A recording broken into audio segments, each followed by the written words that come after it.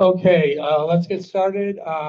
We're going to call the order of the Board of Directors meeting of Playa del Sol Association, March 17th at 7:03. Before we call the roll, we would like to take a moment of silence to acknowledge the passing of Reva's mother.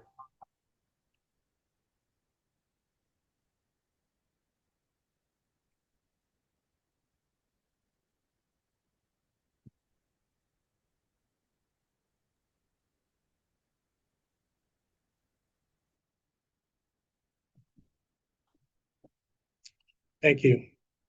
So call the roll. Esky Barimi. Present. Bill Valerio. Present. Denise DeLuise. Present. Alex McCallis. Yeah, present. Me present. David. Present. And Todd Brown. Yes, present. Thank you.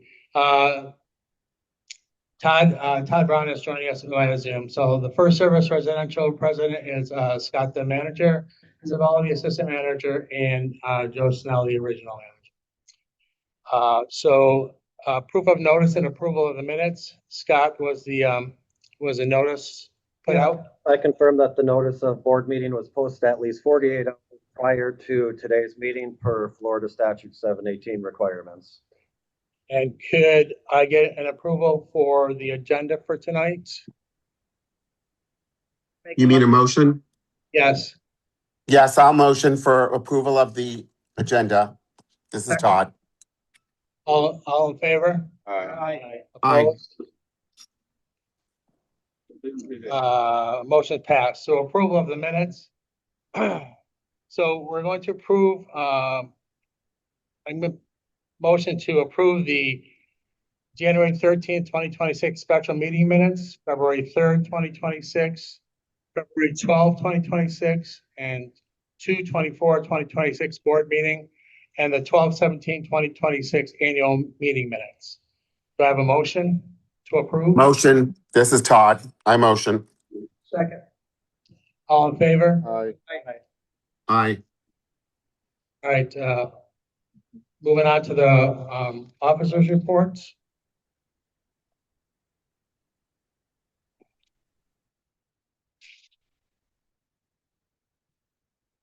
So welcome to the first meeting of the new board of directors for 2026. I spent most of the month trying to get myself up to speed on all the projects that are currently in process, like the completion of the elevators and the new projects that we are currently getting off the ground, like the ELS, as the risers and the BDA projects.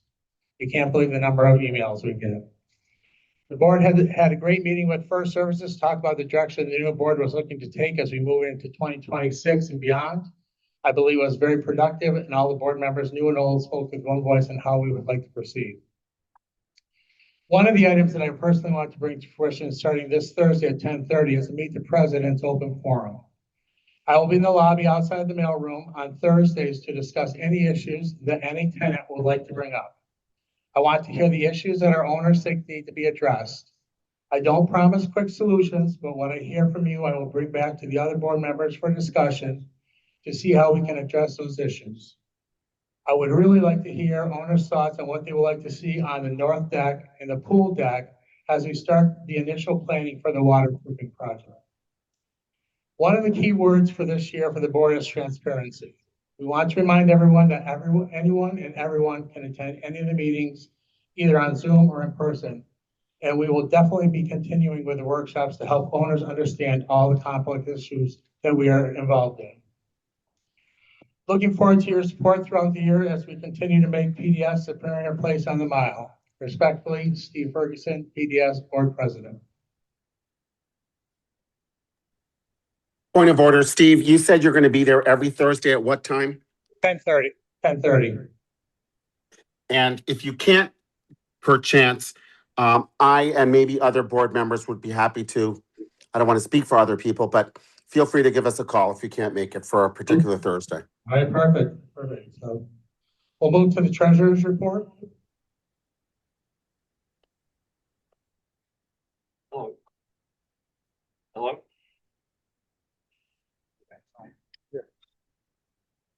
Hello. There you go. Okay, hi there. This is Esky Barimi, your treasurer. And I'm happy to open this new board and my first report with a new board. And I feel like we have a very good working relationship and that you're in good hands for the next year or two. So I'm going to start my financial report. As of January 31st, 2026, we had 1.62 million in operating cash. We had 3.01 million in the special assessment account and 7.25 million in combined reserve, for a total of 11.88 million, up from 11.03 million in December. With the execution of the roofing contract, we now have 4 ongoing projects, including the fire alarm contract in the amount of 437,000, the sprinkler contract in the amount of 776,000, the BDA contract in the amount of 189,000, and the roofing contract in the amount of 1.6 million. Currently, the balance for the non-Sears reserves is 1.7 million, and for the Sears reserves, it's 5.55 million. These are held in separate, distinguishable accounts, so they're not commingled. We're anticipating a surplus of about 500,000 to 600,000 in the special assessment account, depending on the final TKE settlement, which may be reallocated as needed, subject to member votes. So it appears that we might be a little short in the non-Sears because of the cooling tower, so we can reallocate that money, and we all vote to reallocate that money. And I think it should make us whole. The finance committee, spearheaded by Mike Sisto and Sandra Roy, are currently reviewing the first service contract, which is up for renewal. They're trying to identify areas that could use improvement. So they're going to make a presentation to the board, and we're going to try to negotiate a good deal with Joe. Our tax return for 2025 shows that we've earned 408,000 in interest and another $67,000 in ancillary income last year, with a resulting tax bill of 98,000. The 2025 financials have been reviewed by the Finance and Insurance Committee. Thanks to Sandra Roy and Mike Sisto. They had certain corrections to be made to the footnotes and certain other items, but Mike is going to make his report when it comes to the committee report. So that concludes the March 17th Treasurer's report. Thank you very much. Thank you. Thank you, Hess. Thank you, Heskey. May I ask a question about Heskey's report? I'm sorry, I didn't hear you. Yes, go ahead. Yes. Okay. First of all, thank you, Heskey. I love your reports. They're always so clear. When you talk about 67,000 in ancillary income, is that from like renting cell tower space to on the roof?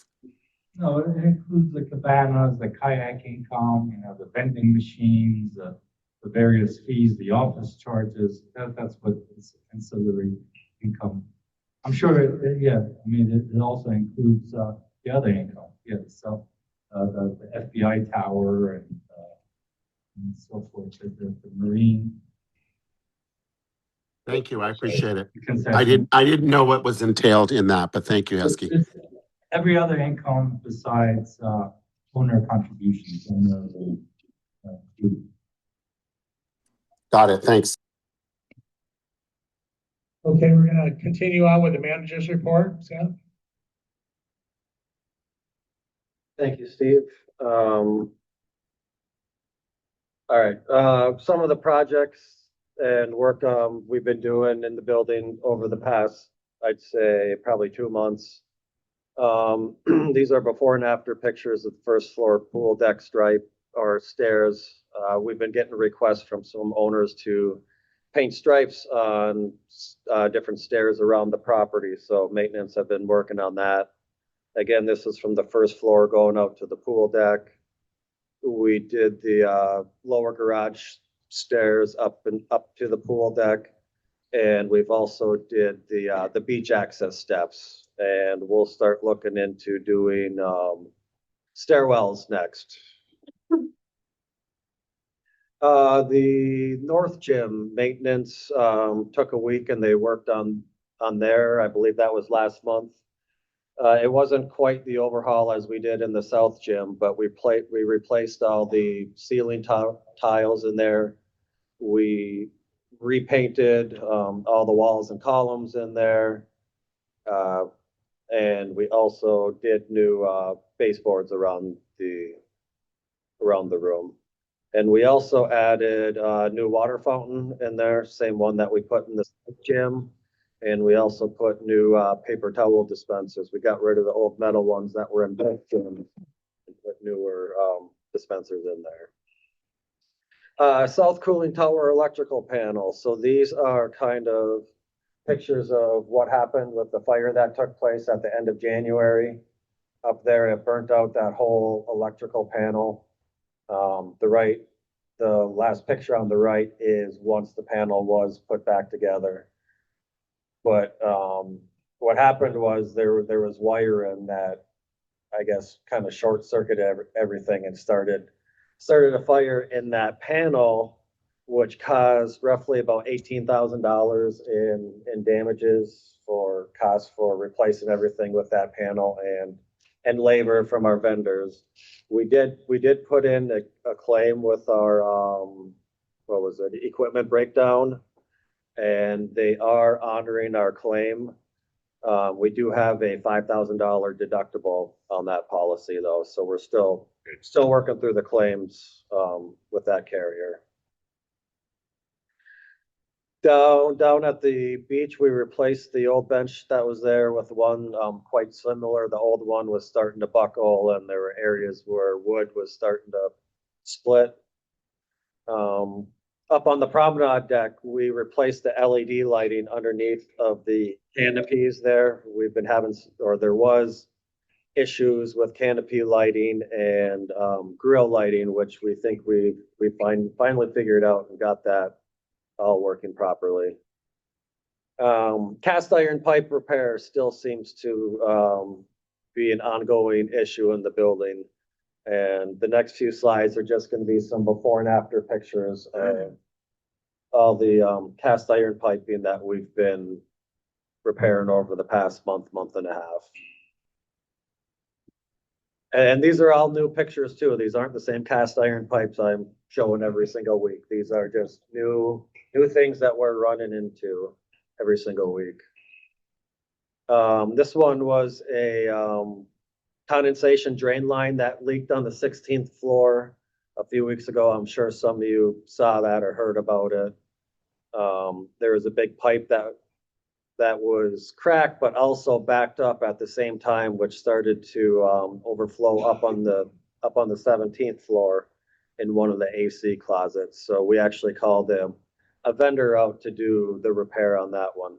Maintenance opened up the ceiling for the vendor put in the new piping, and they also put a clean out on that pipe, which wasn't there originally, which will help us in the future to, eliminate a problem like that happen again on that stack. Again, more cast iron piping that was replaced. Front of the building, I had maintenance remove 3, dead bottleneck palms that were just kind of sitting there for the longest time. And it was time we got rid of them. So maintenance did that rather than us trying to get pricing from our landscaping company and have them do it. Down in the lower garage area, now that TKA removed all that equipment from the, west side of the main elevator banks, maintenance has, cleaned up and repainted that area. And they've also repainted the areas in the lower garage at the north and south wing elevators. Paint touch-ups in the bathrooms near the ocean lounge here. Maintenance has been working on that. They replaced 2, faucets in the bathrooms that weren't working correctly. We ordered the parts from Kohler and had maintenance put those in. Also doing paint touch-ups just right outside the door here from the Ocean Lounge. The garage doors on the lobby level, coming from the garage into the lobby. We actually just did those ones. I believe that was last week that maintenance finished painting those doors. Promenade deck last week, maintenance power washed the promenade deck. It's unfortunate that the party got canceled due to the weather, but it looks like this weekend should have good weather for the social committee's party. Couple of things happening in the office for the month of March. There's been 3 submittals for sales of units, 807, 1604, and 2615. We've had 2 submittals for rentals, 1902 and 209, and then 2 submittals for additional occupants, unit 1803 and 2801. ARC packages have been on the low side this month with only one, 2401, just doing some simple furniture painting in their unit. And lastly, with First Services partnership with Waste Management, what they do is with First Service buildings, they give what's called a rebate to First Service buildings that have Waste Management as their trash and recycle accounts. And so this year, Playa del Sol's rebate from Waste Management was $2,356.65. So that gets discounted off of March's trash and recycle bills. So that's just another little perk that First Service brings to the association. And that'll conclude my report. If the board has any questions? Yes, I have a question. It's Todd. May I ask a question, Scott? Yes.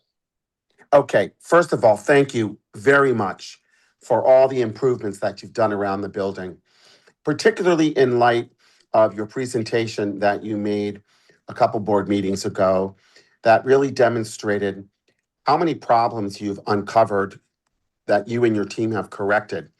Do you feel like you have accomplished most of what needs to be fixed and repaired from past maintenance problems, or do you feel like you're just scratching the surface and you're not sure how many more problems there are? To be honest, I'm unsure, and I feel as time continues, we're going to continue to uncover more things. Whether Yeah. it's just simply cast iron piping that was done correctly, or different electrical items that might not been wired correctly, certain outlets or switches around the property. But we're kind of seeing what the pattern has been on what we've been finding, so we know kind of really what to look for now, but as we are doing maintenance around the building.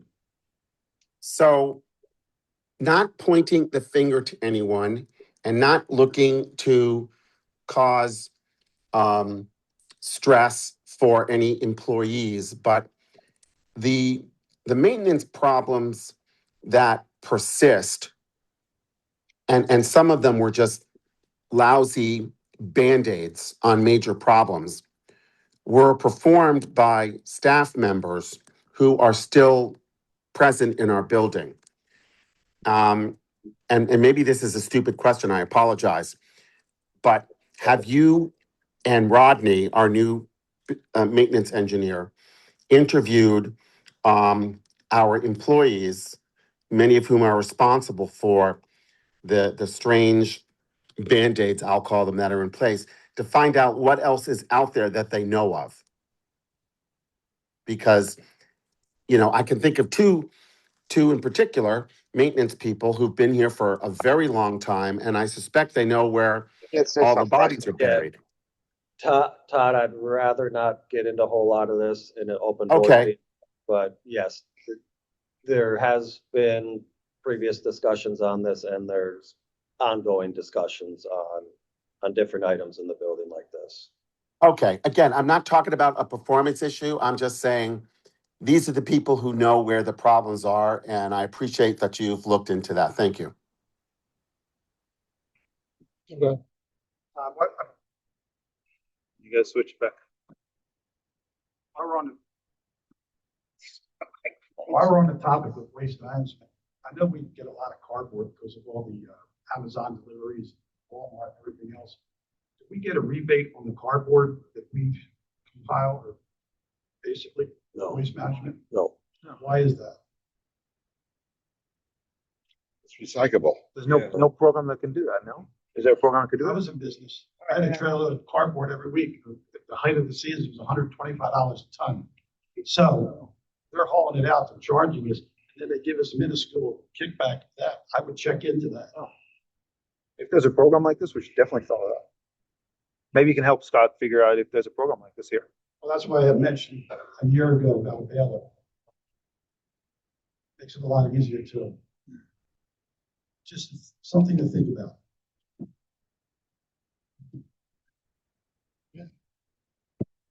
Another question, sorry. Most of these issues we're finding, are they as a result of having Rodney the engineer here, or is it we would have found it anyways regardless? And also that electrical panel, would Ronnie be able to identify that prior if he was here for a little longer? So some of the problems that we've been finding are due to building walkthroughs that Rodney's doing, right? He's been tasked every Wednesday now to do a full building walkthrough by himself from the roof, every single floor, all the way down to the lobby level. Bought him brand new nice notepad and pen for him to take all of his notes while he's doing it. And then also Tuesdays and Thursdays, George, the head of security, along with Rodney, are doing just simple building walkthroughs, just walking around a lot of pool deck, promenade, beach area, looking at different things. But a lot of them are being uncovered during his walkthroughs. I did spend some time the other week with Rodney to go through a lot of the parking garage, just trying to look at every single pipe that's up near the ceiling, you know, identifying, okay, this is starting to crack, let's get to this before it actually does leak. I know Denise has found a couple of pop bottles that were nicely painted up in the pipes, catching drips. So, you know, just really trying to look for those things that are right out there in the open. But the uncoverable stuff is going to be what they fix behind walls. You know, we're not going to know that until, you know, the crack opens back up in the pipe that crack pipe they put back in. So it's both. We're looking for this stuff as we're walking through the building, but then we're finding it as it happens again. Just wondering, sorry, just to follow up. Was there any log or anything of maintenance that was done prior to maybe first service arriving? Any log that identified where did they fix, what did they fix? And I think it ties up with what Todd was asking before of interviewing of anybody, any of our employees that were here before. As far as I know, other than just some of the mechanical rooms where there were visual inspection logs in there, I haven't seen anything as far as, okay, cast iron pipe located southeast garage was replaced. I haven't seen anything like that. I have a question. So So we're keeping a log now, right? Going forward. I haven't started one yet, but it's easy enough for me to go through my presentations because they're all in there to create a log in very little time. So as we're moving forward, are we coming up with preventative maintenance plans for them to follow? Yes, Rodney's been tasked on that. He actually, besides the big mechanical log that of equipment that we started where he's putting together preventative maintenance items on there, he redid a big, huge spreadsheet for staff on what's supposed to be done weekly, bi-weekly, monthly. He redid the whole thing. I have one more. because we need microphones. I have one more question to ask. I think it's you, Bill. I just did this damn microphone. Make it better. One more question. To the issue jinx me. I'm not giving you mine. One more. Thing. Excuse me. While we're on the topic of, we'll say, maintenance, I know Shorelines has been very comfortable in this building. And I know that we pay a pretty penny to them. But I think we should reopen their bid and take a look at, looking at other bids. Because, you know, we sure are not getting our money's worth out of Shoreline. And that should be done sooner than later.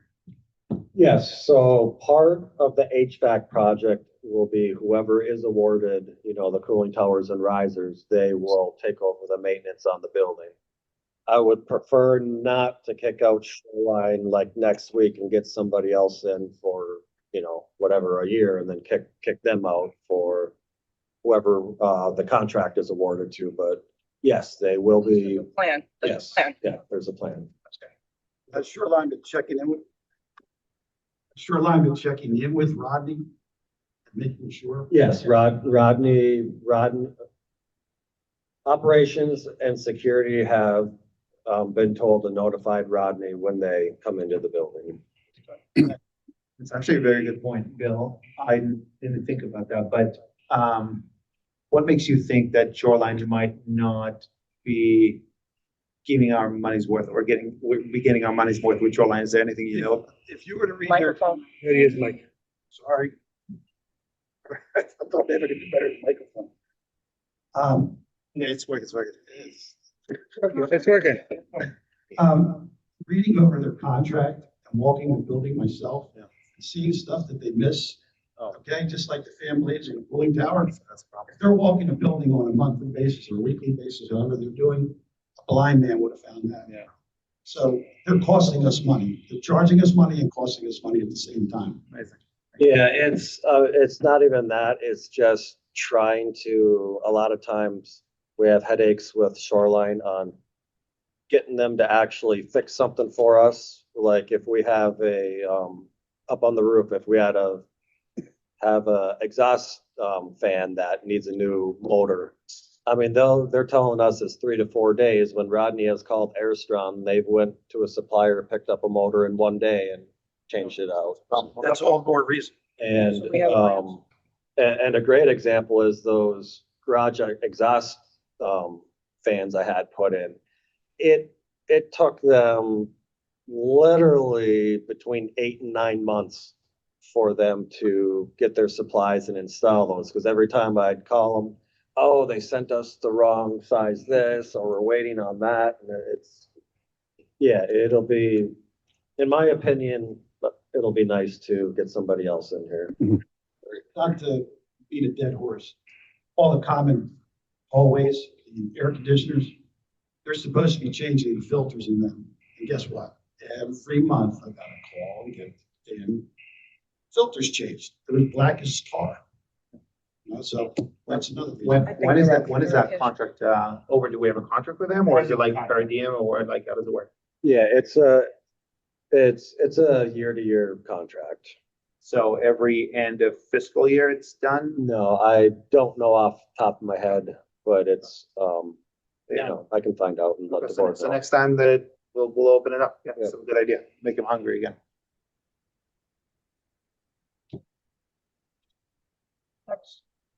Anybody up? Anybody up? Except for him, you're sitting way too close to. At the top, Steve. Anybody else have any issues with, or any, on the manager's report, any other questions? We open it up to the audience, Scott? Sure. Good. Who? Somebody's coming, but right after that, step right up. Hello, Martin Petrie, Unit 1815. I escaped from New York 2 months ago. I just have a couple of questions. 2 months that I've been here, the elevator broke down about 6, 7 times, maybe even more. I'm sure we have a service contract with them. We have a service contract with them. Do we withhold any funds because of their lack of service? So we're still under modernization with TKE elevator. I'll give an update on this on the major projects, but yes, we are withholding funds from them on what are due, and we're gonna be seeking liquidated damages because they're way past the time that they were supposed to be finished with the contract, and we're still continuing to have problems with them. One more question. Let's say we have a project that costs $15,000. How many proposals will we request for that job? I would get at least 3. Thank you. I mean, Separate up. Hi, Eli Negriano, 1415. Thank you guys for stepping up and volunteering. It's nice to see old faces and new faces. My question is, we have a unit in the building next to us, my apartment and my wife, that the window is boarded up with plywood, basswood for many, many months. Aesthetically, it's not nice. Devalues the building and it's dangerous. We're coming into the hurricane season. Yes. So what's going on with this unit? And my next question is, do we have a plan of action in the future? If something like this happens, are we sitting and waiting for, I don't know what, or we can right away initiate a plan and move forward so we're not sitting for so many months without anything done? And the last question I'm waiting for, if anybody can explain what's going on with the elevators. Because every second day, they are not working. So I don't know who to ask and what to do about understanding how we paid so much money for something that keeps breaking every week. Thank you. So the unit that has the windows boarded up, that's been handed over to the association's attorney to send a demand letter to them to have fixed. So it's in their hands right now. And then depending on, I guess, how that unit owner responds or keeps delaying the installation of a new window, the association's attorney will give the board and myself direction on how we proceed with that. Do you have a timeline? No, so this was brought to the association last week to send the demand letter out. So we have not received the draft yet, but it's in motion right now. And do you have any plans if something like this happens to another unit in the future?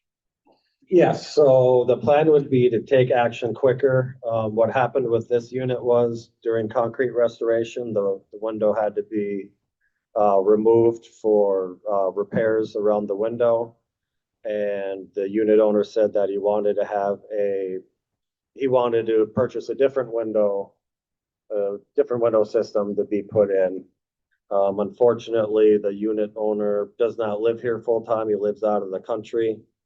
And we were trying to give the unit owner the benefit of the doubt of having the windows replaced. The office has constantly been in contact with them. We've had the excuse of that he had the contractor all lined up, but him and his son died in a car accident, and that went through. That fell through. Actually, just a couple weeks ago, they had a contractor submit plans for the new window system, the NOAs for the new window system, and they did not conform with the building exterior windows. So we had to deny that set of drawings, and it's just kind of been a big runaround with them at this point, and that's why we decided to proceed with bringing the attorney in. I just want to add to this. Sorry, Bill, go ahead. Thank you. I just want to add to this. First of all, great questions. Regarding the windows, it's the last voting that went through touched on that matter, and majority of it failed for whatever reason. As a new board that is very capable here, we are working on it, meaning I don't know if it'll be resolved tomorrow, but we're putting in place solutions that in the future will take care of situations like this. That's first of all. Regarding the elevators, you asked that question as well. Again, this board inherited that problem, but I'm I guarantee you that this type of board that we have here right now, the problems will go and decrease as time progresses until we put things in place in the place that they're supposed to be. We paid a lot of money for those elevators. We'll make sure that we get the elevators we deserve. Yes, there's going to be a bit of pain in the short run. We just got in, we just started working, and we're going to make our way towards the end there. If a little bit more patience, appreciate it, but we're going to get there. Scott, I got one more question. Since we're on the topic of windows, 2416, which I know is, I don't know if anybody's living in that apartment or not. I know the bedroom windows have been, the bedroom windows have been changed, but I guess the kitchen window is still original windows with duct tape on them. The duct tape is actually peeling off. And aesthetically, like, I guess it was Martin or I can't remember the other gentleman, 1415 might have mentioned that, this should be taken care of because it just doesn't, I don't know what the owner is doing, but I think they should be contacted also. One. Hello. Yeah, one final thing is too that there was just an owner vote regarding the windows and how the association would be addressing those things. That did not pass, and we will be reworking that and putting that back out for an owner vote. So hopefully these things will not take the length of time it has taken to get this one window corrected. Any other questions? Anybody else?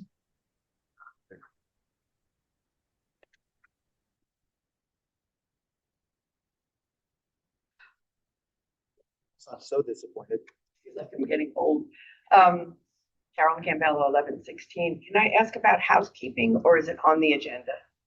I don't want to bring it up. That's gonna have to be at the end. We're opening it up to owner comments. I'll come back. All right.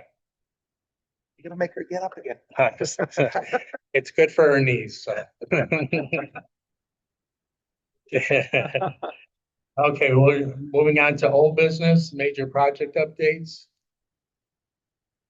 Yeah, so I'm just gonna give kind of a quick review on current projects we're in and these upcoming projects. So elevators. There was a closed door board meeting on Tuesday, March 10th with an attorney and the board and the elevator consultant. We had the attorney send TKE a letter giving them a 30-day final notice to complete this job in full. If they do not, then we'll be having the bonding company put them in default and have the bonding company hire someone to complete the job. Current issues, we're happy. Date is that date, the 30th day. I believe the letter went out to TKE on the 11th, March 11th. So It was the day after the meeting. April 11th, fine. Yeah. Current issues that we're experiencing with the elevators. Elevators 1 and 2 are contracted to run at 500 feet per minute. They're only currently running at 350 feet per minute. And that's been given, TKE hasn't been able to correct that speed yet. They're having a hard time figuring that out. All the other elevators, there's still punch list items remaining on those elevators. So, I've been sending emails out probably on a weekly basis about certain elevators being shut down for TKE to take out of service to work on these punch list items. So we've given them notice that they have 30 days to correct all issues, or else we'll take the next steps with the bonding company. The re-roof project. A contract has been approved and executed with Advanced Roofing at the February 12th, 2026 Board of Directors meeting to install an APP modified roofing system. Duhan's Roof Consulting is the consultant working on this job and are scheduled to perform 15 Q&A inspections during this project. And the roof manufacturer, Supremo, will also be doing on-site visits throughout the project. The project is currently in the permitting phase, and the start date is currently to be determined. The project is contracted to reach substantial completion within 200 days of the commencement date, which is within 14 days of the issuance of building permit for work. The BDA, a contract has been approved and executed with Bass United at the December 22nd, 2025 Board of Directors meeting. Sarah Mammon of Fire, Life Safety and Security Institute, Inc. is the engineer of record on this project. This project is in the permitting phase. The start date on this one is to be determined. This project is contracted to reach substantial completion within 120 days of the commencement date, which is within 15 days of the issuance of all permits for work. Those of you who don't know what a BDA system is, a BDA is bi-directional amplifiers, and this has now become a mandatory signal boosting network required for high-rise commercial and in some cases residential buildings to ensure emergency responder radio coverage. The purpose of this system prevents signal loss caused by modern construction materials like concrete, glass, and metal. Coverage requirements for a BDA system must generally provide 99% coverage in critical areas, such as stairwells, fire command centers, elevator lobbies, and 90% in general building. The alarm system. A contract has been approved and executed with Bass United at the December 22nd, 2025 Board of Directors meeting. Sarah Mammon, again, of Fire, Life Safety and Security Institute, Inc. is the engineer of record on this project. Sharp Project Development is acting as project management for this. This project is also in the permitting phase. The start date for this is to be determined. This project is contracted to reach substantial completion within 308 days of the commencement date, which is within 15 days of the issuance of all permits for work. Work to be performed is the installation of a new Honeywell FCI E3 addressable voice activation fire alarm system throughout the building. This system will also interface with the new BDA, sprinklers, fire pump, and generator. Smoke detectors, water flow devices, supervisory devices, and other initiating devices, notification appliances, control and monitoring relays, speakers, and strobe lights will be installed in the common areas. Speakers will also be required to be installed in each bedroom and main living area of each apartment in the building. Because speaker wire will need to be run for the speakers through the unit, it's going to require entry of the contractors, of security staff to allow for this to happen. This is going to include cutting out little holes throughout your unit so Bass United can fish the speaker wire through. Where am I? Drywall patching after speakers have been installed will be performed by the association's contractor. They will replace any drywall that's been damaged and they will bring it back to a paintable condition. If unit owners have the paint for those areas that'll be affected, we will have the association contractor do the drywall touch-ups with paint. The association generally does not repair wallpaper, tile, or any other wall or ceiling coverings except for just standard drywall and paint. If by chance you do have wallpaper, tile, or some other wall covering, we can see if the contractor will be able to work and repair those items. More information on this will be provided to the unit owners once we get closer to the project start date and we have schedules that we can share with the unit owners on what floors will be worked on and when. Sprinklers and fire pump. A contract has been approved and executed with Century Fire at the February 3rd, 2026 Board of Directors meeting. Again, Sarah Mammon of Fire, Life Safety and Security Institute, Inc. is the engineer of record on this project, and Sharp Project Development will also be working as project manager on this. Once again, this project is also in the permitting phase and the start date is currently to be determined.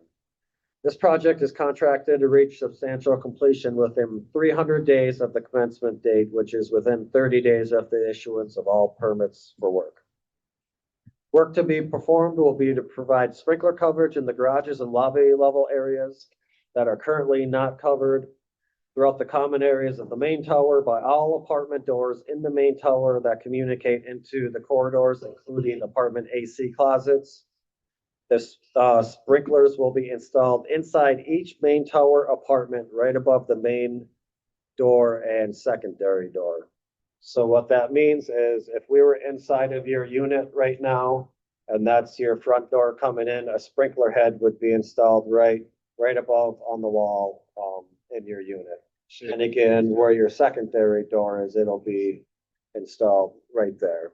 If you have a lower soffit where it doesn't give ample room for a sprinkler head, the contractor, Century Fire, they'll be required to find somewhere else to put it, whether it's on that soffit or more in, but that'll be determined by the engineer of record and Century Fire.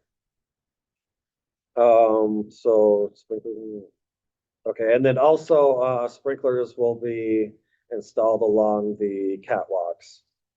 The north and south wings, they are not required to have sprinklers installed into their units. And also with this project, a new fire pump will be installed for the building.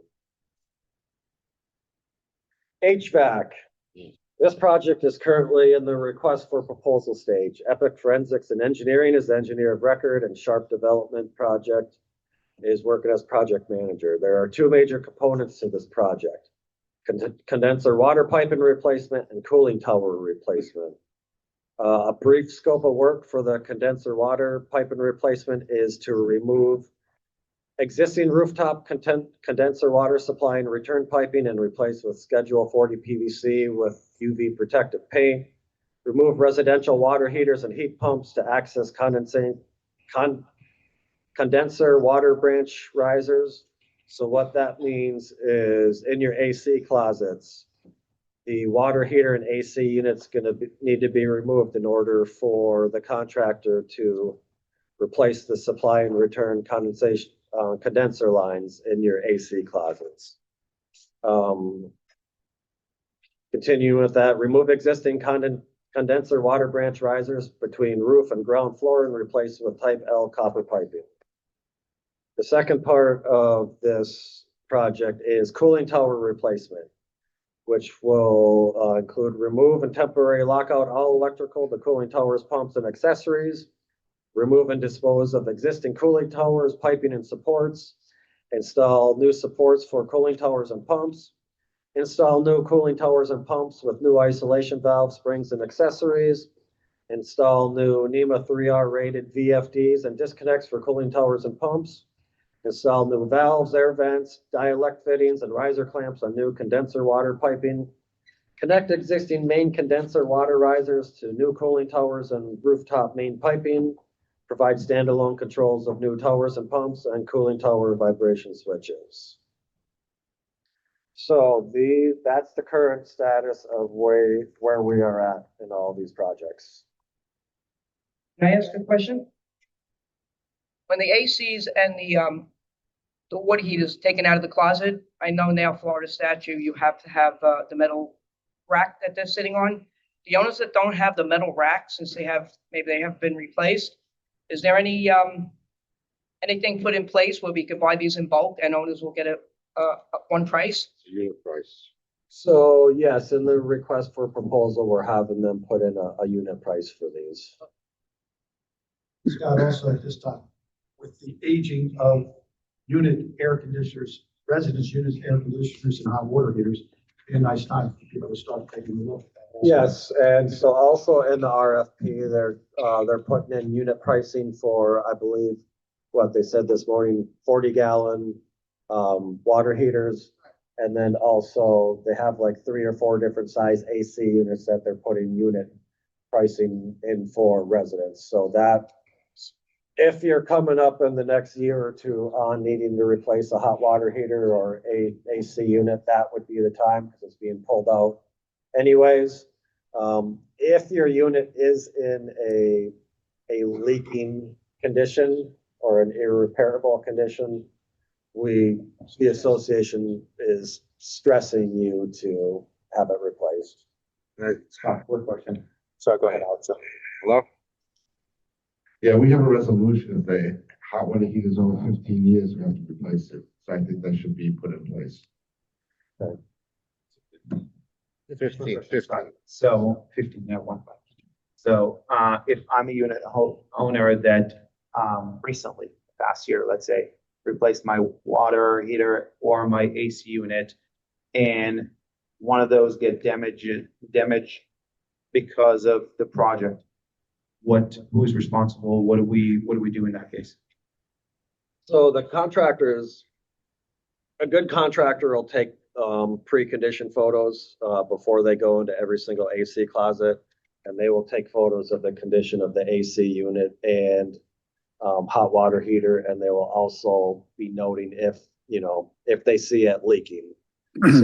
So yes, if they took out a hot water heater that was in perfectly fine condition, they reinstalled it, it's leaking the next day, or they damaged it in some way, that would be on the contractor to repair or replace.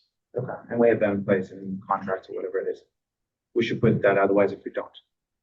Yeah, we'll review what the RFP says, and yes, when it gets into contract, right in the contract, we can definitely have that put in.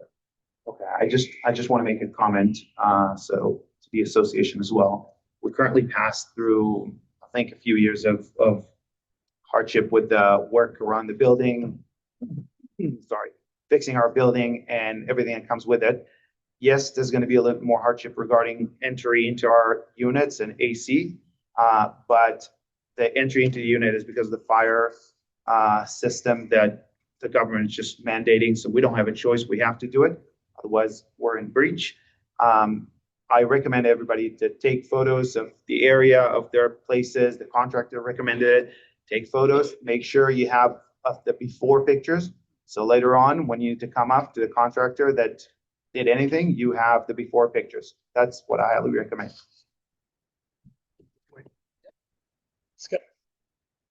Scott, what is the turnaround time for an apartment to, like, if they're gonna take that stuff out and then put it back in? Is it like a day? Is it gonna be 2 days? Is it gonna be the same day?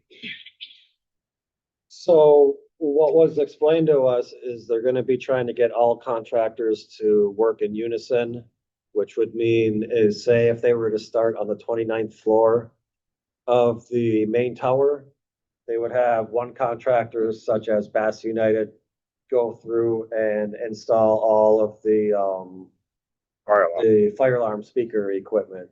And then once they were done, the sprinkler company would go through that same floor, do all the sprinkler work. And then when they were done, the contractor that we're looking at would come in and do all of the touch-up repairs that are needed in all of the units. They were told us they would take a week before to do the fire alarm and the sprinklers. That's what we were told today or yesterday. But I think Steve was talking about the AC unit. No? Yeah, so So it's like two different just, projects. yeah, just, for unit owners, when they're taking their AC out, when they're taking their water heater out, what is the turnaround time for that? Will they be taken out one day and then put back in that day? No, Stack. we haven't been given any kind of real timeline on that yet. And I think that's gonna be more based on what contractor is hired, and they should be they'll be the ones telling us how long they believe it's gonna take. I do believe that we are looking at different ways of temporary cooling the individual units while the AC units are full. Unfortunately, we don't have a solution as far as hot water goes, and I don't believe we will find a solution for that, but we are at least working to find AC for units. And I'm assuming that nobody has to be there. I mean, owners could be gone while that's happening. Yes, that's correct. With the speaker and, with the fire alarm speakers and the sprinklers, it's going to be required that a member of staff is with those companies while they are in each individual unit. We won't allow them to work in a unit without a member of staff being with them, and I don't think a contractor would want to be in there working without staff in there as well. So just to reiterate for everybody to understand, there's the fire alarm system, the entire system, the speakers and the sprinklers project is going to be installed. That's going to be installed, pardon me, in floors, floor by floor by floor. And then we have, pardon me, then we have the AC units and the hot water. That's a different project. That's going to be by stack. So if the 05 stack, the whole 05 stack is gone. Right? If it's the 06, the 06 all together, everybody together. So it's two different projects, two different ways we're going to work on it. Gotta be patient too. Take pictures, people. Yeah. Take pictures of everything, the whole building. Finally, we'll have good pictures. And for the HVAC system, we're still a ways out before this starts, and About a year. yeah, and I think it would be smart of us to not start that project until we're maybe right at the tail end of all these other projects, or just completely finished and punched out of these other projects. One thing I can say, Yeah, we got. we're gonna need all the cooperation from all the residents, because this is going to be a very tedious undertaking that we have with all these different projects. So, you know, I know you're gonna, a little ticked off about the elevators. This is gonna be worse than the elevators, so just prepare yourself. Yeah, also another thing I'd say is, we are 7 people, maybe management, a few more people. If we all open our eyes, everybody looks. If you see a problem, say something. We're happy to help. We're happy to come and take a look. And I'm sure we'll point the contractor to the right place. So we're asking for everybody's help, just like Bill just said right now. Right? Thank you. Fred Fight, Unit 1010, question relevant to this particular project. Scott, did I hear you correctly? No sprinklers in the wings? No. Incorrectly? Yeah, that's correct, because their secondary means of egress brings them out onto the catwalk rather into the little elevator lobby there. So they have two separate ways of getting out versus the main tower units. Both their doors go into the hallway. They can also go on the catwalk. I do it every time I come back from the swim. No, from the apartment going out. From the apartment. Going into the hallway. Going into the hallway. Yeah, they have direct access from their unit onto the catwalk. You want sprinklers? We'll put sprinklers in for you. How about that? An additional cost. You went for speakers. No, I mean, I've lived a full and productive life. I don't want to go by fire. Thank you. You're welcome. Next. Any other questions? Just a statement, Pam Valerio, 2516. The positioning of the sprinklers is mandated by the fire department, not by Playa del Sol. All right. Thank you. Right. Hello, good evening. 2814 Barrett. Pass these out, Scott. I wanted to speak about the roof inspections. And I think one of the issues that we've had, like with the elevators, has been the quality of the consultants that we brought on board, or perhaps other parties. And for homeowners who may not be familiar, I'll try to recap things as best I can. But Duhan is our consultant, and we went out to bid, and we had a low bidder of Best Roofing, we had a medium bidder of Advanced, and we paid around $250,000 to go from Best Roofing, probably over that, to the Advanced Roofing. And I guess the investment of that $250,000 is because we thought that Advanced would get a better job. In our workshop with Duhan stated that they didn't have RRO, capacity registered roof observer. And the person they said that was doing the inspection indicated he voluntarily just said, "What's your background?" And he volunteered that a big portion of his time, based on what he verbally said, might not be true, was with Best Roofing. And so it just seems to me that if we're going to pay around 250,000 to go with advanced roofing instead of best due to concerns about best. Having somebody who is trained at best doing our inspection is just a poor mismatch. After I heard that, I shared my thoughts with the board. I also recommended that we have a registered roof observer. It was a recommendation as one possible way to quickly verify a person's technical competency. Later on, I found out in Duhan's report, again, Duhan, the engineers we hired, they actually recommended having an RRO. So independently, both of us said, hey, the RRO certificate is a good way to judge a person's technical qualifications. So I would just suggest that as a fiduciary responsibility, we should at minimum look at the resume of the person doing the inspections. If they have best roofing as a significant experience point, I think that would be time to pause and say, hey, is this the best person for us, given that we spent over $300,000 to go with advanced roofing?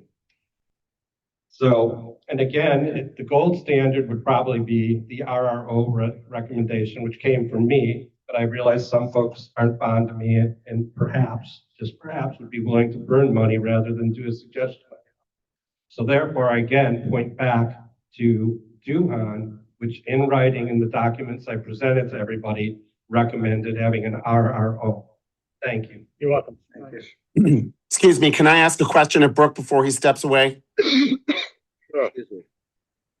Brooke, can you again remind us what an RRO is? Don't assume that people know what that is. Off the top of my head. So basically, there used to be an organization called the Roof Consulting Institute. They have since rebranded themselves more towards building envelope, but what they do is they have different certification levels, or I'm not sure if they call it credentialing levels, but basically what they do is they say, hey, we're going to go verify that somebody has a certain level of experience with roofing, and I believe they're also going to give them a test to verify it. And I believe it's also, they indicate in their brochure information, which I'd emailed to y'all, that it's really good for the insurance companies and everybody else. But again, Duhan themselves in writing in the report that they provided to the board made that recommendation. And again, What does I'm sorry, let me cut to the chase. What does RRO stand for? It's an anachronism that stands for what?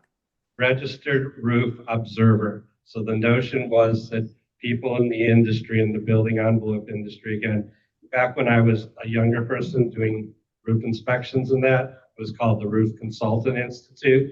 It really wasn't my forte with the firm. I never received that credentials. I'm really not fond of roofs because they leak and they're a pain to find out where they leak from. But that's where it genesis from. But I Thank you. Thank you. You've answered my question. I appreciate it. Thank you. Thank you, Brooke. Sorry, Brooke, in one sentence, what is it that you're asking for? I didn't really understand. You're asking for us to get an inspector? Okay. Again, at the roof workshop, Duhan said, here's our person. And when that person introduced themselves, they basically, as I recall, said, my father was a roofer in California. I worked with him. Then I came to Florida and I worked a ton of time with Best Roofing. And based on the fact that we were so uncomfortable to work with Best Roofing, that we spent an extra $300,000, which may have been a great decision. I just wonder why we'd have a roof inspector whose background is heavily been with Best Roofing, because I would think that they would have learned the bad habits. In fact, they may well have been the foreman or the lead guy who installed the defective ponding roof. Yeah, perfect. Okay, thank you. I just don't know. Besides the Duhan, we also have the manufacturer there doing his own inspection.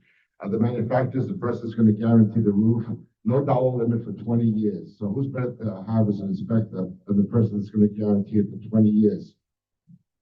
No, that's fine, Alex. I agree with that. That's actually a really good point. However, just like with the elevators that we're letting right now, despite the fact that we have warranty or whatever it is, even for 30, 40 years, if we still have issues all the time, it keeps holding us back as an association. So we want to make sure the installation is done properly rather than chase after warranty, which I think we all agree on. But those are really good points. Next. It's a question. Best roofing wasn't picked because they didn't bid it out according to spec, is that correct? Yes. Okay, so it wasn't picked because they did not bid the job properly, and they picked other materials and what have you. It's not that we chose to go $300,000 more with a contractor. We went with them because they did it according to the spec and the way we wanted the job done. Thank you.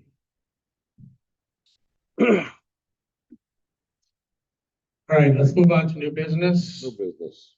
So, so do I have to make a motion first, or can we have Mike talk first? Yeah, Mike. Yeah.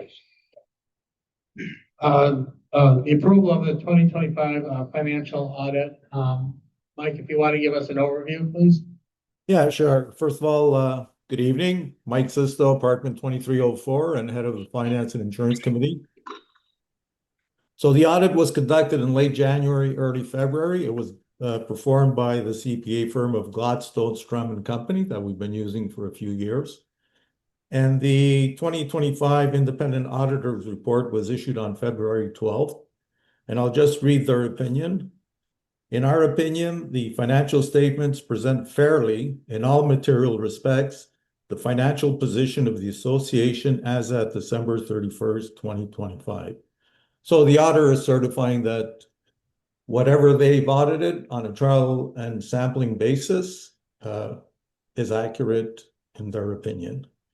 We have to remember that it's the management's responsibility to prepare the financial statements. And when we speak of financial statements, we're really looking at three documents: the income statement, the balance sheet, and the cash flow statement.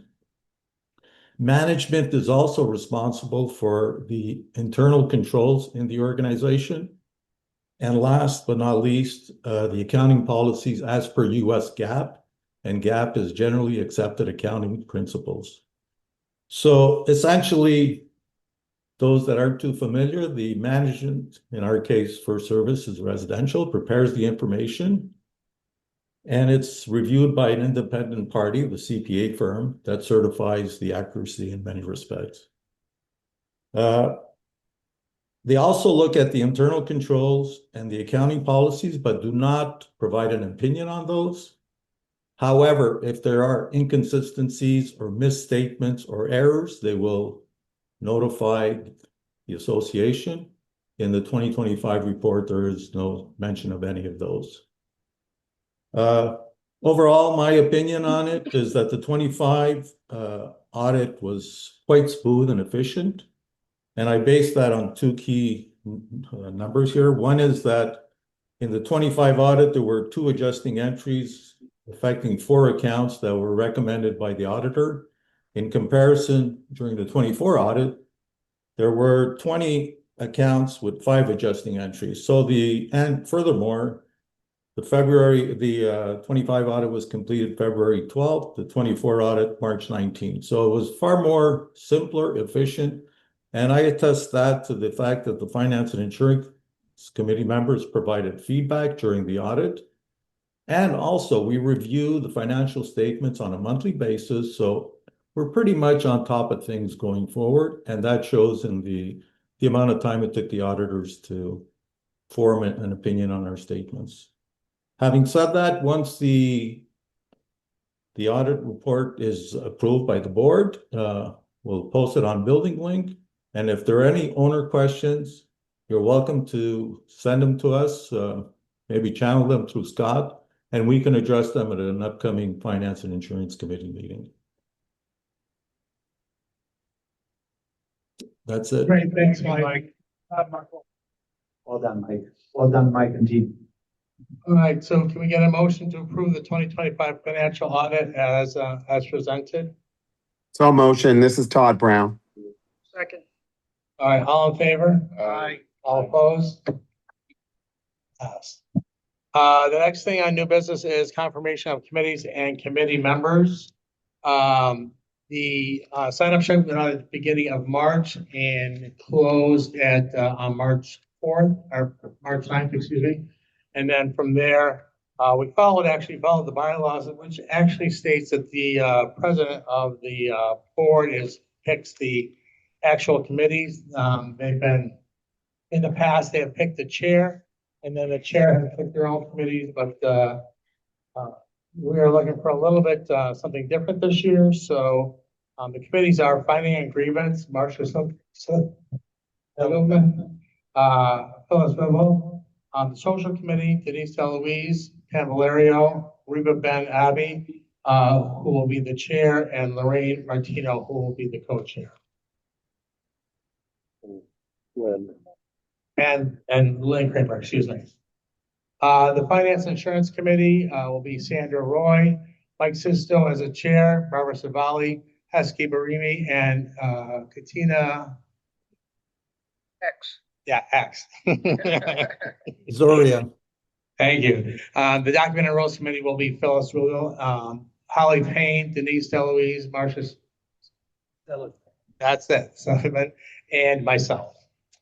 So those will be the committees. I'm sorry, Marcia will be the Document and Rules Committee chair. The next thing on the, anybody have any questions on the committees? All right. So right now, there's currently only 2 members on the Finding and Grievance Committee. Right. So we do need to have a third person on there, so please, any volunteers, we need you. That cannot be a board member. I don't think you can do I can't be a board member, and it's only 3 members, it's not 5. Like Somebody strong. So, actually, there were additional people that signed up, but I wanted to, I will touch base with Marcia and see. Okay. And we'll go from there, so. I just wanted to make a comment. Last year, we've noticed that vast number of people came up at the end of the year mentioning that they didn't hear, they didn't see, they didn't know. We're a new year. We started a new slate of committees. I encourage literally everyone, just because your name is not in the committee, doesn't mean you can't attend. Yeah, I've attended plenty of committees and I've spoke my mind plenty of times. Yeah, might not get your time right off the beginning, but you'll get your time at the end. And I encourage everybody to come, to show up. This is how you shape the building. This is not just the committee personnel. You also get to shape the building. So please do show up, come, and make sure that you're heard. And I just want to make a point, for most of the committees, we had more people sign up than the 5 that are the committees. So, and when we reached out to all those people that did not get selected, we did mention to them that everybody and anybody is welcome to come and voice their opinions at these committee meetings. It works those meetings work pretty much like the board meeting. The committee speaks, and then the committee opens the floor for questions from anybody who is there. So by all means, please come and attend the meetings. It's actually really cool. You get to show up at the meeting and express your opinion and not do any of the work. So you put the work on a committee member. So show up, express your opinion. All right. The next thing on the agenda is the window cleaning, and this item has been tabled until the next monthly meeting to obtain additional proposals. Yes, I'm sorry. Yeah. Oh, She's question regarding. yes, she is on the meeting. Yep. Maureen Martino, Yeah. 506, co-chairman of the social committee. I just want to say that we are a hardworking group of You are. residents that don't get any perks from what we do. And we also need many, many volunteers to help us set up, tear down on all our events. So if anybody would like to help out, just send your email and we would love to include you in all our projects. Perfect. Thank you very much. No Thank you. Janae, no. Yeah, barbecue. Barbecue Saturday, 12 to 3. Hamburgers, hot dogs, $15 a person. Yeah. Be there. Thank you. All right, so the next thing is going to be the ratification of approval of proposed. Oh, okay. Window cleaning. I've been throwing around. It's been tabled. It's tabled. You can't It's talk tabled. about it. Can't talk about it. It's tabled. Okay, and can I just say something though? Is this something we want to pursue? Because what I did is I had quotes put in here of what we're currently getting coming in right now, and they're anywhere from mid $40,000 up. We had one throw a quote out there for like 75,000. That's to me, that's a large unbudgeted expense on the association. I started reviewing what I could find from past years before concrete restoration. And there were like, from like 2022, there was one around eight or 9 grand. And then the only other one I could find was from 2018. That was like 6 or 7. So there's a huge price difference there, whether COVID really raised prices up that much, or is it just the wrong vendors are being contacted right now? So I want some direction because I have two other vendors coming in this week. Do you want me to still continue getting proposals if they are $40, $50, $60,000 range? Or do you want, if these other 2 proposals come in, if they're more at the $10, $12, $15,000 range, would it be something the board would consider? So one of the things that I was looking at, so some of the ones that are a little bit higher, aren't they multiple times a year instead of just once, or is that a one-time? No, one time. There was the $70,000 one. It was like, what was it? Low 70s if you did it multiple times, and then like 75 or 76 if you did it once. And I've been trying to get prices of just doing inaccessible windows as one price, and then the option B of doing like every single piece of glass in the building, including balconies, catwalks, the lobby level windows, just so we can have different prices to look at. But I just need to know if you guys want me to keep going in this direction and getting proposals, because this was brought up last year by the prior board wanting to look into this. And I also have had a few emails from residents asking about window cleaning. Yeah, that was kind of nice when we first got here that happened, but if you say you have a couple more vendors coming in the week and you're still getting bids like 40, then we really have to really think about that, because that's a huge hit. That's a huge hit. So Just if you don't mind enlightening us, because we're all hearing the numbers, $30,000-$40,000. How many windows are we actually talking about in the building? All the windows. Thousands. Thousands.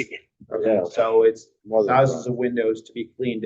Every single, so again, 2 prices. One would be the inaccessible drops, right, that you can't access. The second price I'm getting is just everything, your balcony railing glass, your balcony doors, plus your inaccessible windows, catwalk glass.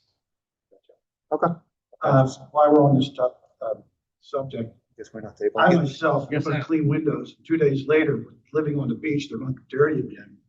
I would rather rather than clean windows, I would like to address the water quality in this place. I don't know about you, but every time I flush the toilet, it remains yellow. that's Fort Lauderdale. It's coming out of, that's Fort Lauderdale water. A lot of residents are drinking that. First thing I did was put a reverse osmosis in, so I know what I'm drinking. So let's improve the water quality before we worry about windows. Because you're even showering in that. Who knows what's in there?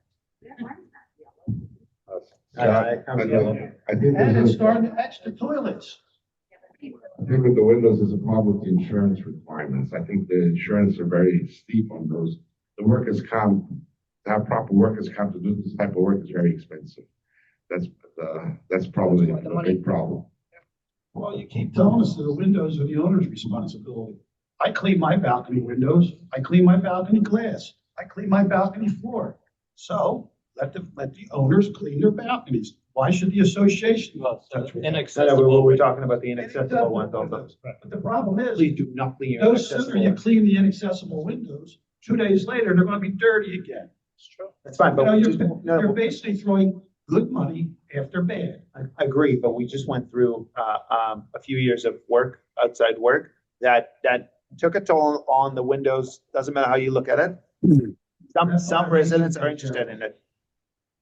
How about this? How about we look at, see if we can get a vendor that would, or a couple vendors who would come for a reasonable amount of money, and the owners can hire them. You know, somebody that has the proper insurance that we need to have, someone who is going to give us a reasonable price per apartment to get them done, and then we could go from there, because I'm not sure anybody has the appetite for. an additional $40,000. Just for clarification, did the 40,000, was that just inaccessible or that was everything? No, everything. Okay, so is the appetite for just inaccessible then? Yeah. You want to see a price on that? Yeah, because Bill is already cleaning his own stuff, so, yeah. Todd, you had a question, Todd, go for it. Yes, if I could have the floor for a minute or two. 10 years ago, when we moved in, the building cleaned the windows 2 times a year. It was very expensive. At one point, prior to us moving in, the building cleaned the windows 4 times a year. It used to be very cheap. Alex is correct. The primary driver for why the prices have skyrocketed is insurance, especially to do a high-rise building. I want to point out a couple of things, and I've already had this conversation with the board, but I want it to be on the record. All windows are accessible from inside. There is no such thing as an inaccessible window. When you hire a contractor for $40,000 to clean our windows, A, they only clean exterior windows. B, they do not scrape off paint. And frankly, when I lived here and the building paid for the windows, it was a horrible job. And we ended up hiring our own window cleaner for $150. And we live in an O2. We have 9 windows. We have a door. We have the balcony windows. For $150, our guy from Prolux Cleaners comes and does all of our windows inside and out, our balconies, both sides, and all the mirrors in our apartment. He does a superior job to anything the building ever did. So there are plenty of contractors out there that do a really good job for not a lot of money. The other thing is, I completely agree with what Bill said. You spend $40,000 to have exterior windows cleaned, and they're only exterior windows. And a few days later, especially if you live on the south side, you get heavy winds or rains or sea spray. And within a matter of days, certainly weeks, the windows are just as filthy as they were. Now, Rob and I opt to have our windows cleaned once a month when we're in season. The other thing to keep in mind, most of these apartments are empty. We're going to be spending $40,000, $50,000, $60,000 to have exterior windows cleaned only. And when people come back to the building, weeks or months later after being gone, their windows are going to be filthy again. They're not even going to know they were cleaned. So I advocate strongly for using this money, as Bill said, on much better, cost-effective, value-added expenses. Windows can be cleaned very cheaply by the owners when they're in residence. Thank you. Thank you, Todd. And I think that's what was echoed here before. I think actually just to add more to what Steve mentioned, maybe we can find a vendor that will be our vendor, the building's vendor, the vendor the building recommends that will give us the best bulk price that we can at any apartment at any time that they want to clean their windows. They will have this option available to them. They will be paying the lowest that the building is negotiated for, and they can do it anytime they want. All right. So much for being tabled. Homeowner comments? And regarding to the window. Yeah, go for it. Don't forget it was tabled though. Exactly. Good evening. I heard that somebody, a homeowner, was doing the windows themselves, and they dropped the window doogie. It landed on a balcony where there was a young baby type person.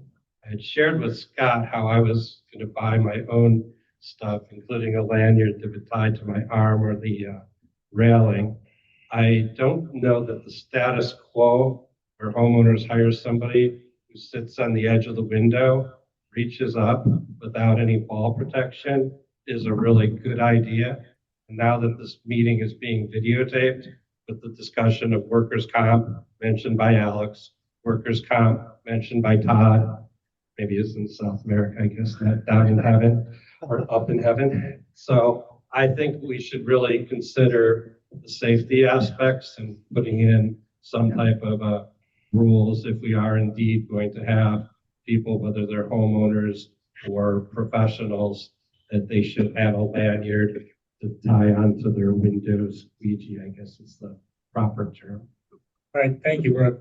If I could respond to Brooke briefly. Brooke, I've had 3 different window cleaners over the past 9 years. I have never seen any of them sit in the window, hang out the window. They use special tools. They do not do anything like that. I've never seen a window cleaner do that. Thank you. All right, thank you, Todd. Okay. So Any other questions? next, ratification of prior approval of change orders and agreements signed between March 1st, 2026 and March 17th, 2026. I need a motion to approve the ratification of prior approval of proposal, change orders, and agreements signed between 3/1/2026 and 3/17. Advanced roofing change order, Airstrom, Sherwin-Williams 3 times, Shoreline 2 times, South Florida Supply, and VDA elevator inspection. Do I have a motion? Todd Brown, so motioned. Before we put in the motion, I just want to emphasize that the last line item there, the VGA, again, since we inherited the Tiki project, that is the elevator project, and since there's so much going on with them, and at this point we don't know when and what and how it's going to be done. We are as a board required, or feel like we're required to have an additional inspection company will come in and really settle the dust for us and make sure that we're all safe and we're all in the right place there. Just wanted to note that. Thank you. Can I get a motion? Todd Brown, so motioned. Second. All opposed, or all in favor? Sorry, all in favor? Any opposed? All right. So that concludes the official business. Now we're opening the floor to owner questions and comments, one at a time, please. And remember that there is a 3-minute time limit. Frederick, at 10, I hope to limit myself to 90 seconds. All right. First of all, I appreciate the cohesive, collegial, approachable nature of this sport. We're all owners together. It's tremendous. I would suggest, and I don't look around too much, but hopefully maybe a picture in the lobby with all the board members and their emails. No email from mine. Yeah, I mean, I think it's important that we should be able to reach out by email. And of course, whenever I talk positive, I want to include Scott, who is the single most approachable, effective individual. I've worked with a lot of people, run cath labs, major roles in hospitals. If I had an administrator like Scott, I would kiss the ground every day. Thank you. You're welcome. Second, apparently there's an issue with objects flying out the window. And they're very close to just for people who are not aware, it's the ocean side of the pool away from the showers. It's either somebody who obviously is unable to care for themselves, but the more likely thing is that it's deliberate. And according to Florida law, it qualifies as reckless endangerment, which is punishable by 15 years in jail. But more importantly, I think there has to be an email informing everybody that this is going on. I understand the people in the one line knows. Of course, Xavier knows, and anybody who knows Xavier knows. There are a lot of people sitting out there who don't know that they're putting their lives in danger. And finally, I am interviewing Damar Hamlin tomorrow morning at 7:30 on Sirius XM 110 Dr. Radio. That's the guy who had the cardiac arrest. I think it would be interesting if you have Sirius. If you don't have it, don't spend the money for the subscription. 110. And 6 a.m., given all the new cholesterol guidelines, very important. I'm very concerned. Everybody needs their lipoprotein a measured. And a lot of stuff that doesn't need to be happening. I don't want to see any of my friends and co-residents have a cardiac problem that's potentially avoidable. So that starts at 6. I'll be there at 5. Below 100 LDL. Thank you, Fred. below 55 for secondary prevention. But if your lipoprotein little a is 5, below 40. Let's get you up at 6, please.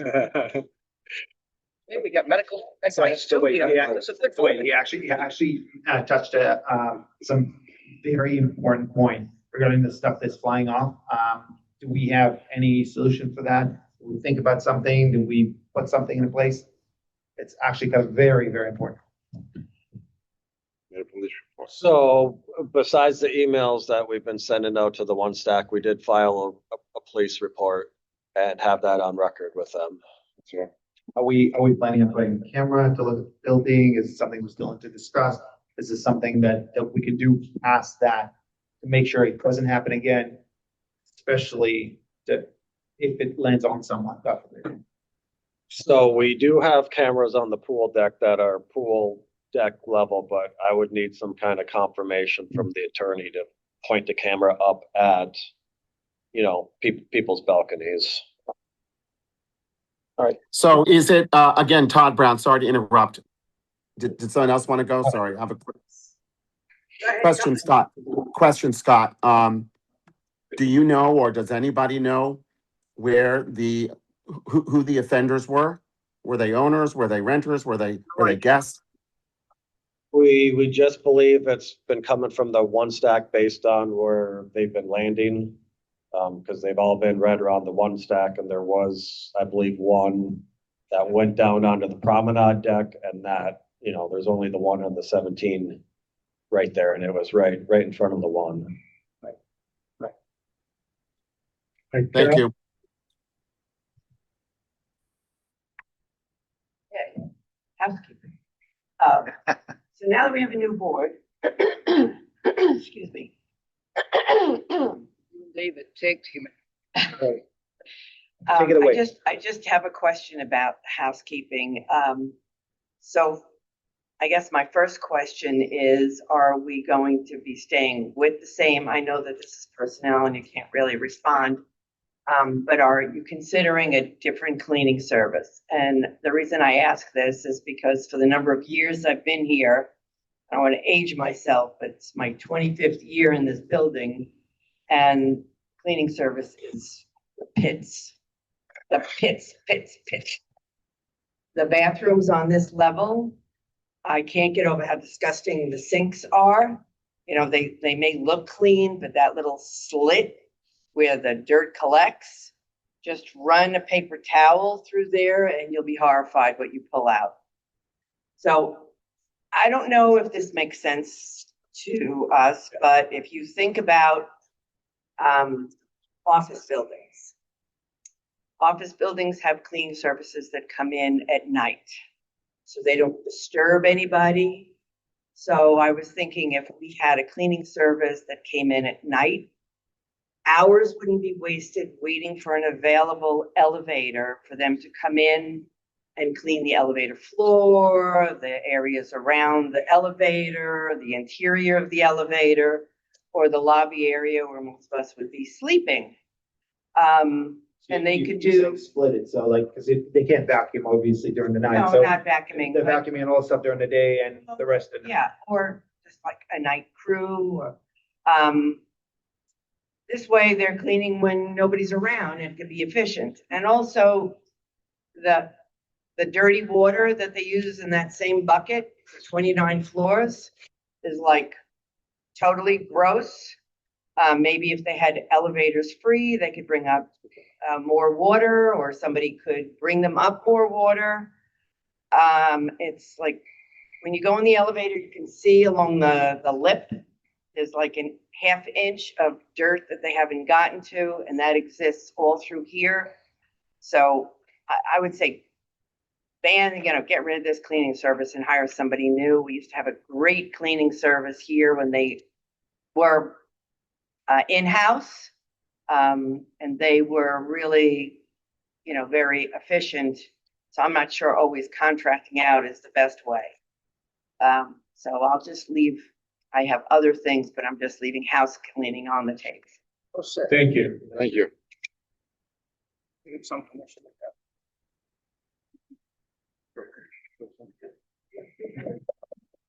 that. Anyone else want to go, Kathy?